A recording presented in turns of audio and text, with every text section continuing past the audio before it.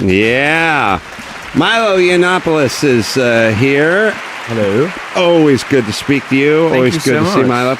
Milo. It's got some speaking tours coming up. First off, the podcast, The Milo Yiannopoulos Show. Well, that inspired by you. Thank you, man. And you can hear that every Friday on iTunes as the speaking tour, Dangerous Faggot Tour, out as we speak. UC San Diego coming up, and then E3 in Los Angeles as well. That's June 6th and June 14th. So causing a lot of controversy.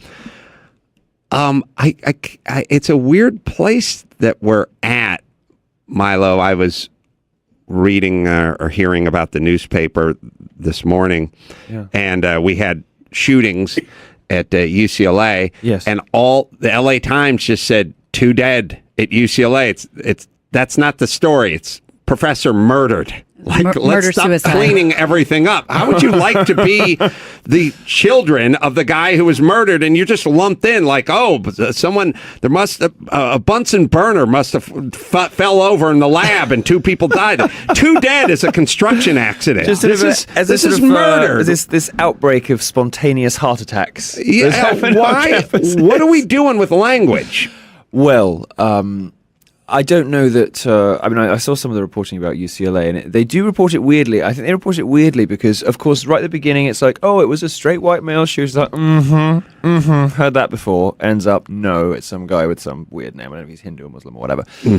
But you know, they first of all, they want to sort of out of nowhere, so they were trying to associate me with it because I'd spoken there the day before. Oh, really? And they couldn't get anything on there, so nobody dared to tweet or publish anything on that. But I sort of heard some rumblings and rumors, and I'm like, don't even dare. Don't even think about it, people. Was there a bomb threat? Well, I had a bomb threat at my talk the night before, and then you got all these like feminists on Facebook being like, yeah, this hideous right-wing misogynist hate speaker, you know, here, and there's a bomb threat, and the next day 2 people are dead. What do you think happened, people? I'm like, what? So he's completely unconnected events and trying to connect them. But then these people sort of say, oh, it was a straight white male shooter, when of course it wasn't. And now we discover he's got some strange name. I don't know where he's from. And the coverage suddenly becomes vague. But for this specificity initially, suddenly when you discover that it's not the shooter that you wanted, the progressives didn't get the killer they wanted. Now it's all become very vague. But I don't know. It's weird. I mean, it's weird even to talk about anymore. But whether it's Trump, and I'm watching footage a few weeks ago, and he's in New Mexico, and there's just guys standing in front of the cops holding their middle finger out, just standing like 21-year-old guys, just standing right in front of the cops or full riot gear and just telling them to F themselves, and violence all over the place over words and ideas by the very same people that were the tip of the spear on the nonviolent movement, march, speak your mind. People have the right to share an opinion, even if it's not popular, especially on college. I understand if violence broke out on a naval vessel or someplace like that, or even a football game. This is a campus where the whole notion is the sharing of ideas. Some that's not aren't really the same as what's in your head, but that's not really what the American college campus is for anymore. That's not what American universities do now. It used to be the case when we invented universities in Europe a very long time ago. That, or at least the modern version of them, that they were places to be challenged. They were places to make yourself uncomfortable, places to challenge your prejudices, places to explore new ways of looking at the world, to discover new thinkers, new ideas, new theories, new philosophies, new ways of coming to understand the world around you, new prisms through which to explore your humanity and literature and art and music and all the things that matter, and new ways to come to understand science and the stars and all the rest of it. Universities these days seem to be, their primary purpose has become, I think, a sort of home from home, a therapy center, somewhere kids go to feel safe and loved and have their prejudices reinforced and not challenged. Right. I'm on a tour at the moment. But can I just jump in here? And what I can't figure out is musical acts play campuses. Yeah. So if I find out, fellow countrymen, Duran Duran are playing my campus, I'm not going. because You'll protest. They write a bunch. They got. You're going. You just won't go inside. You'll scream outside. They've got a bunch of horrible songs that that personally offend me. Like as a music lover, I am personally offended by the music Duran Duran puts out. So I don't think I've ever heard a Duran Duran song. I would not attend. You need a safe space in your dorm room. The show. I would instead attend a bar off campus and get drunk. Right. So I don't get it. So I disagree with them. But if John Hyatt ever shows up, then I'll go to the John Hyatt concert. What is the big deal? That's the whole point. Just don't go. Well, this would have been the sensible thing, you know. If you're the sort of person that does not like to have your opinions challenged, then perhaps you shouldn't be at university anyway. But if you really must be there, then yes, the responsible, appropriate, mature thing to do would be simply not to show up. But using violence and calling in bomb threats and stuff, does anyone get the... You absolutely do not have the right to rock up and, as happened to me at DePaul University in Chicago last week, to storm the stage, to snatch microphones, to physically threaten speakers. And in that case, it was Black Lives Matter, sort of, and because they're black, nobody dared to haul them off stage. Right. Being black is their only marketable skill, but they use it as a sort of shield, as a sort of weapon, you know, sort of daring these white security guards and white police officers to touch them. Of course, they didn't. Campus security, totally hopeless. Refused to call it. Their idea now is, you know, if there's something, and they don't even know what I'm going to say. This is do we have footage of it? I believe it. I do believe Gary has that. But at UCLA, well, hold on, let's just watch this, and then we'll hear what you have to say. It's because they're not there. There's nothing happens.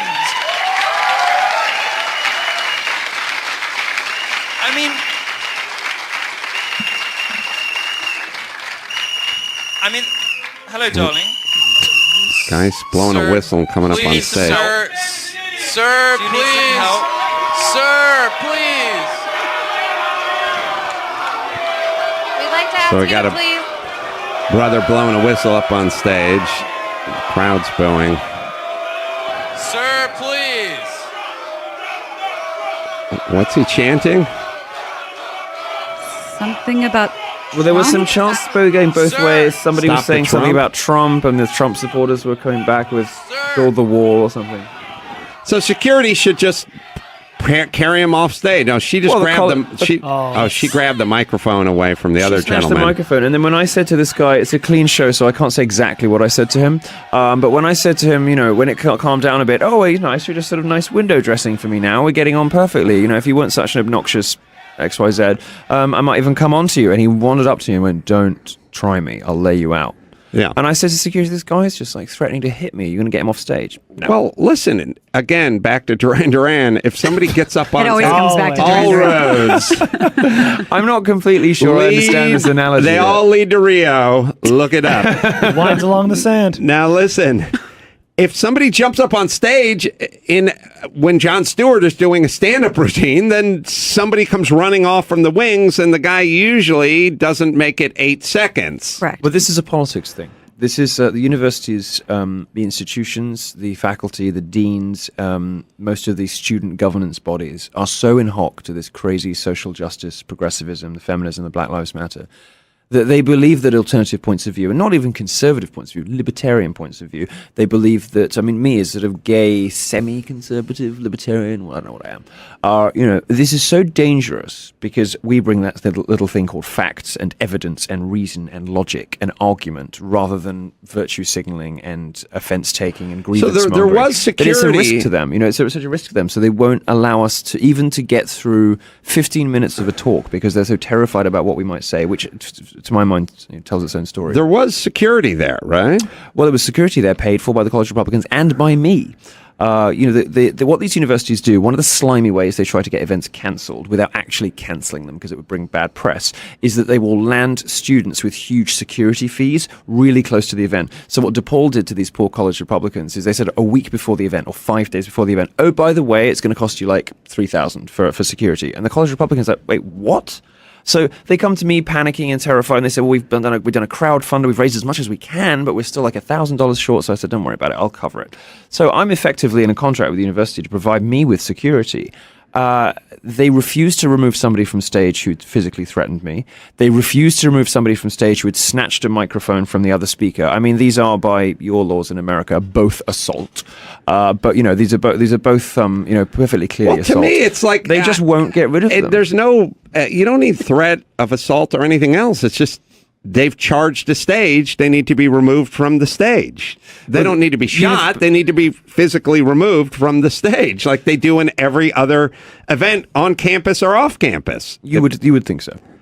We go play a nightclub. A drunk guy gets up on stage. Some bouncer will go take him off the stage. That's how they do it. The problem is that universities haven't just tolerated; they've actively encouraged and enabled, and even in some cases funded these groups on campus to be exhibitionists and attention seekers, to believe that they are entitled to disrupt and to destroy anything that they don't like the sounds of. Universities are enabling this stuff. They're using tuition fees to create safe spaces and places where you can go and sort of lounge around on pillows and watch videos of puppy dogs if a conservative speaker traumatizes you so much. And I suppose I'm the leading culprit at the moment of this. It's such a infantilizing these kids. I know, but it's a weird Alice in Wonderland kind of feeling, which is, this is an event that takes place in an auditorium that you don't have to be in. Mm-hmm. It's so insane that we've got to the point where you can't just walk past it.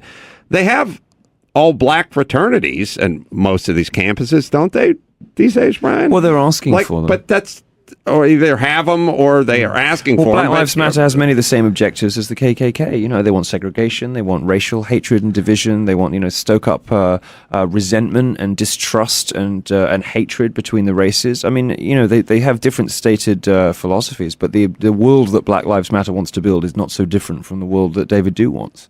All right. Yes, Gina. Yeah, I'm wondering, just from that 8-second clip, it's hard to make a huge judgment, but you see a lot of white males in the audience. I assume that's the majority of the audience that comes. Do you get women? Do you get people of color in the audience that are supportive? Loads. And in fact, just after that video, a black girl from the College Republicans, I invited her to the stage, and she said, I don't believe in this. I believe in self-reliance. I believe in self-improvement. I believe in working hard and not, this kind of attention-seeking, lazy, grievance-driven, whatever.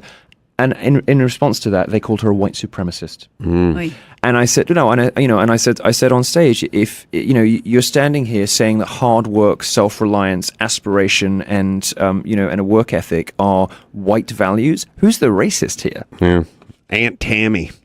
Do you have Gary? Remember, I don't know why I'm going nuts with this, but the whole 2 dead on campus versus murdered professor, which is what the headlines would have read back when we tried to turn everything into something other through verbiage that wasn't. And it's not an accurate depiction. You're a newspaper. You're supposed to be kind of telling what happened. And what happened was a professor was murdered. But I had our mayor, Eric Garcetti, gave a news conference about a week or so ago, and he was explaining on Memorial Day, actually, and he was talking about some folks that you thought would have been veterans.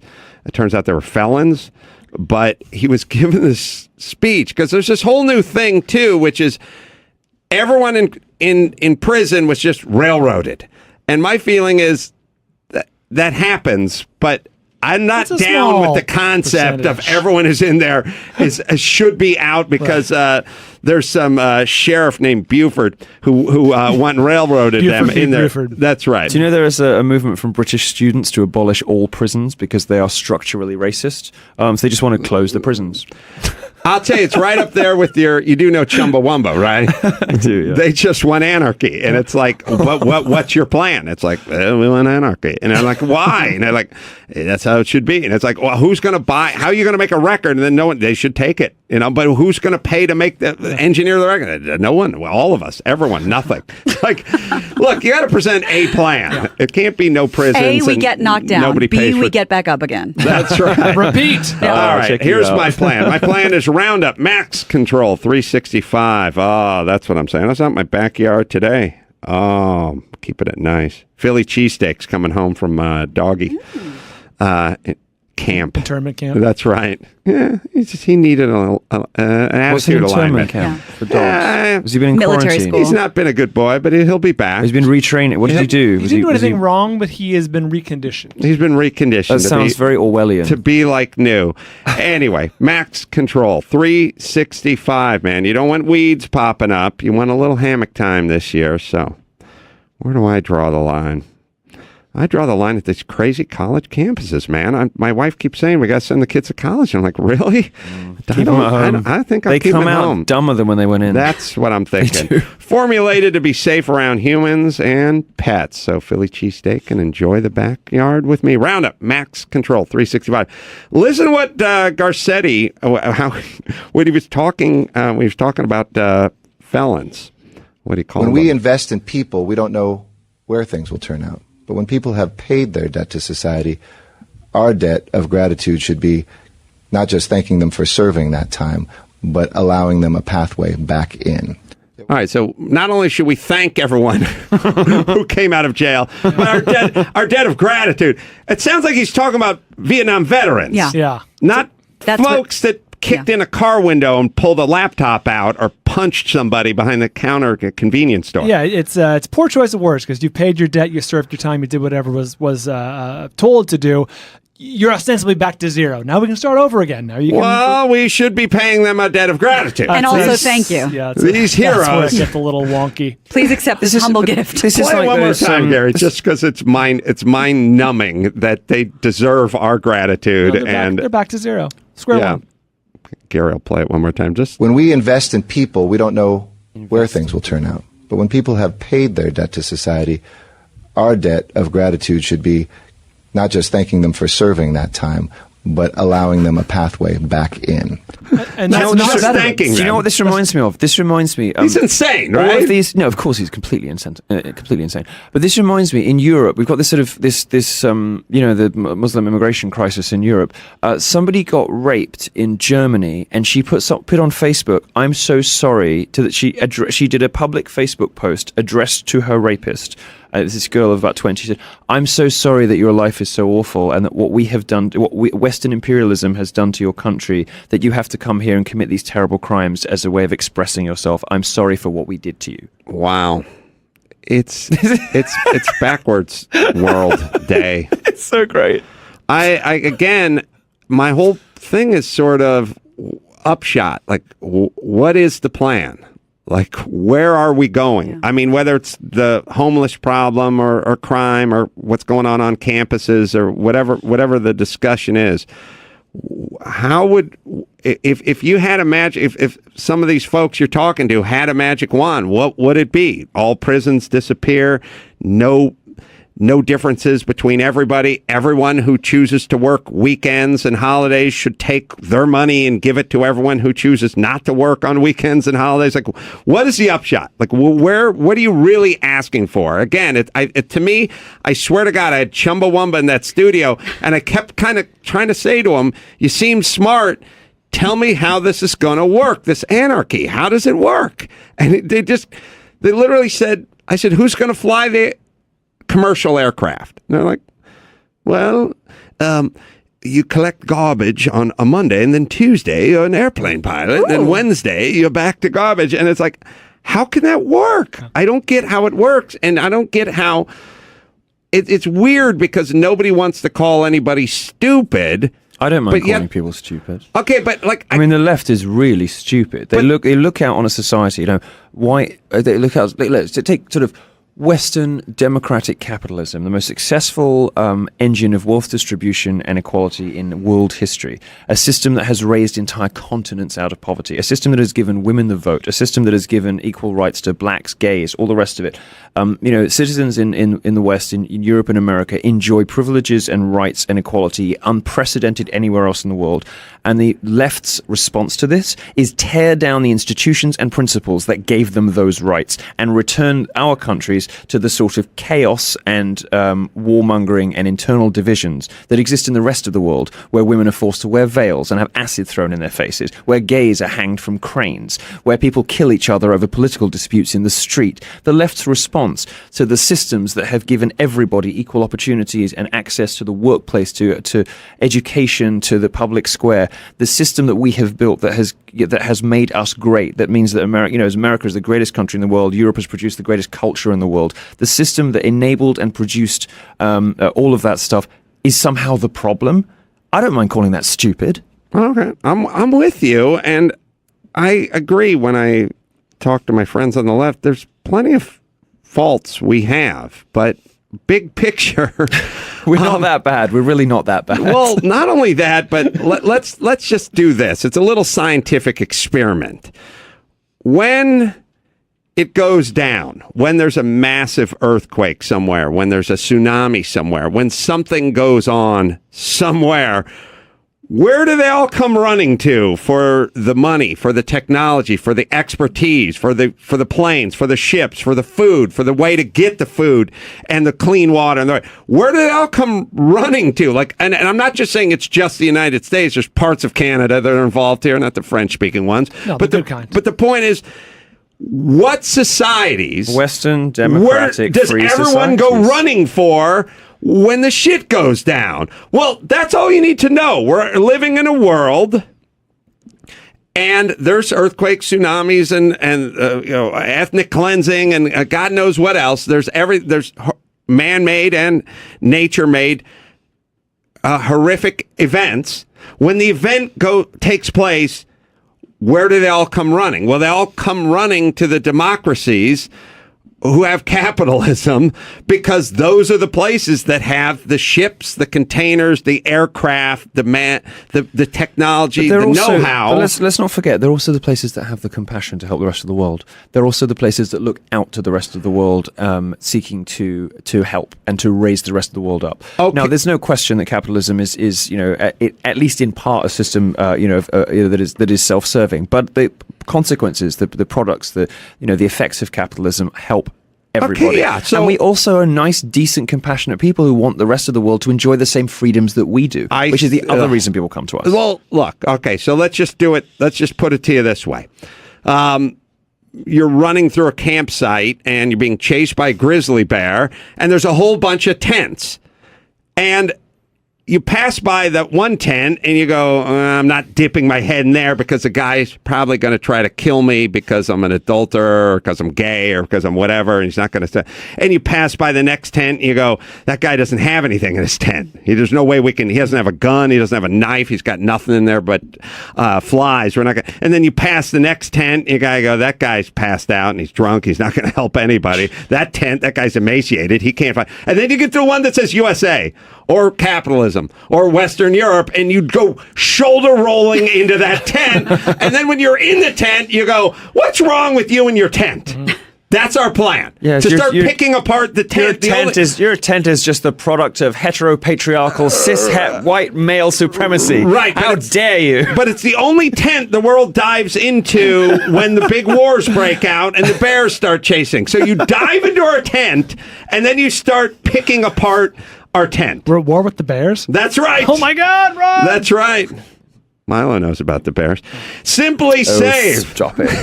Stop it. Simply Safe, boy. You need some security. Again, on Milo needs some security out there. Yours. I do. I've had to hire security guards. My life has become very expensive thanks to these crazy put this people. on your tent. Simply Safe, 24/7 monitoring, and they got a good deal. $100 off, complete protection program, handpicked by myself. No long-term lock-in contracts, no big fat commitments. And right now, you get $100 off my handpicked security package. Go to Simply Safe, 2 I's in there, simplysafeadam.com. That's simplysafeadam.com. Milo, unfortunately, I can sit and listen to you because you inspire me all day long. I got to catch a flight. Milo is going to be doing his live shows, UC San Diego, also E30 in Los Angeles. That is June. E3. Oh, sorry. E3. And our Vinny show, quick correction, is July 14th. Correct. Although, just to be fair, the paper says June. We have a show June 14th, and Vinny has a show July 14th. We'll warm it Right. up for you, Vin. Funny when we were making fun of And Milo has a show Kalen June being 14th. out of it. I was reading the wrong date that he prepared on my cheat sheet. Come on, Kalen. Come on, Live Kalen. admonishment. That's right. Terrifying. Best way to go. The new podcast, it's available. It's Milo's podcast. It's available on Fridays on iTunes as well. I wish we had more time, Milo, but Been lovely to come in again. Thank you for I having me. love having you on the show. Thank you Breath so of much. fresh air. Us live shows everywhere. Go to AdamCarolla.com. We're coming to a town near you. Until next time, this is Adam from Milo and Gina and Vinny and Bald saying mahalo.